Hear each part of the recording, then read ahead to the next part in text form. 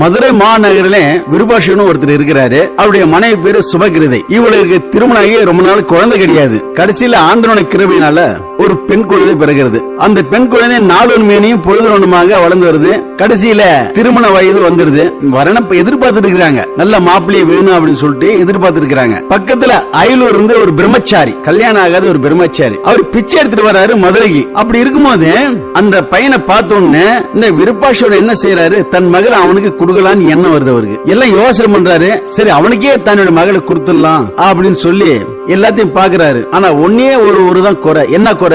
இவருக்கு விருப்பாஷரும் சைவத்தை சேர்ந்தவர், ஆனா பிச்சைக்காரனும் வைணவத்தை சேர்ந்தவர். இது ஒண்ணுதான் குறை, வேற ஒண்ணும் கிடையாது. சரி வீட்டுல ஆலோசனை பண்ணி சரி அவனுக்கு திருமணம் செஞ்சு கொடுக்கறாங்க. எல்லாம் சரியா போச்சு, குலம் சரியா போச்சு, கோத்திரம் சரியா போச்சு, சூத்திரம் சரியா போச்சு. ஆனா இந்த சைவம் வைணவம் தானே ஒதுக்கிது. இப்போ என்ன பண்ற? இருந்தாலும் சரி கல்யாணம் செஞ்சு கொடுத்துறாங்க. கல்யாணம் செஞ்சு கொண்டு சரி சிறப்பான முறையில செஞ்சு கொடுத்துறாங்க. சரி அவனும் பொண்ணும் புள்ளையும் அழைச்சிட்டு அவங்களுடைய மாமியார் வீட்டுக்கு போறா. அப்படி அங்க போன உடனே அவங்களுடைய அம்மா அப்பா கேக்குறாங்க, இந்த பொண்ணு சைவனத்தை சேர்ந்தது, எப்படி நீ திருமணம் செஞ்சுக்கலாம் அப்படின்னு சொல்லி. சரி அப்படி இப்படின்னு சமாதானம் பண்ணி கொஞ்ச நாள் இருக்கிறாங்க.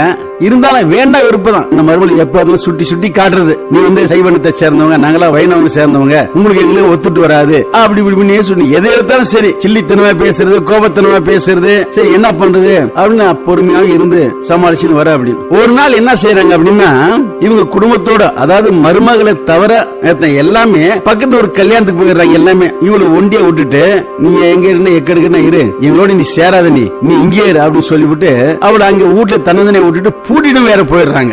என்ன செய்யறது ஒண்ணும் புரியல இவளுக்கு சிவ சிந்தனையே இருக்குது. சிவா என்ன செய்யறது, என்னை இப்படி எல்லாம் கொடுமைப்படுத்துறாங்களே அப்படின்னு சிவனை நினைக்கிறா. அப்படி சிவன் சும்மா இருப்பாரா?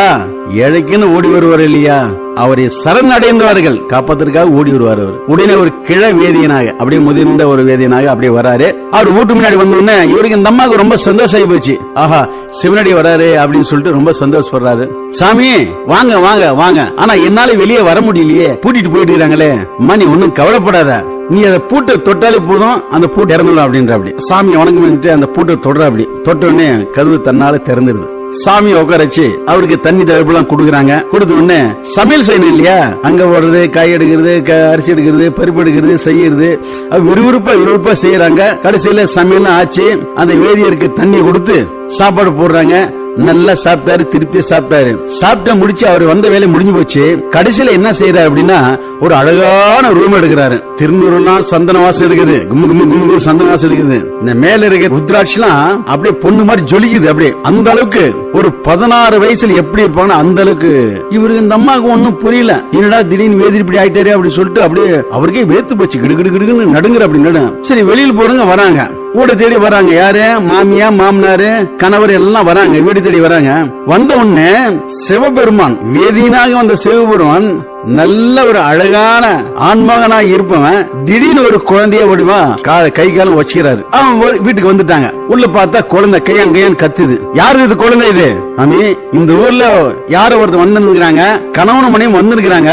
இந்த குழந்தைய பாத்துக்கு சொல்லி போயிருக்கிறாங்க.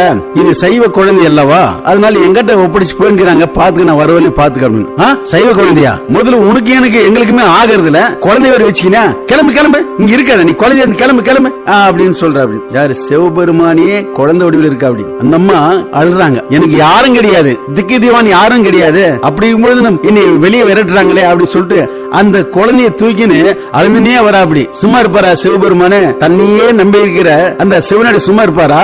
உடனே நீ ஒன்னும் கவலைப்படாத, குழந்தையாக ஒடிந்து வந்தவனும் நானே, நான் அழகான ஆண்மகனா வந்தவனும் நானே, உனக்கு நான் காட்சி கொடுப்பது என்னிடத்தில் சேர்ப்பதற்காக நான் வந்தேன் நான் அப்படின்னு ரிஷப வாகனத்துல பார்வதியும் பரமேஸ்வரன் காட்சி கொடுக்கறாங்க. அந்த அம்மாவை என்ன இருந்தாலும் சிவபெருமன் அல்லவா, யாருக்கெல்லாம் உதவி செய்யணுமோ, யாரையெல்லாம் நம்ம நினைக்கிறாங்களோ அவர்களுக்கெல்லாம் காட்சி கொடுத்து தன்னுடைய சிவகணங்களை அவர் சேர்த்துக்கிறார் இல்லையா? இதுதானே பெருமை.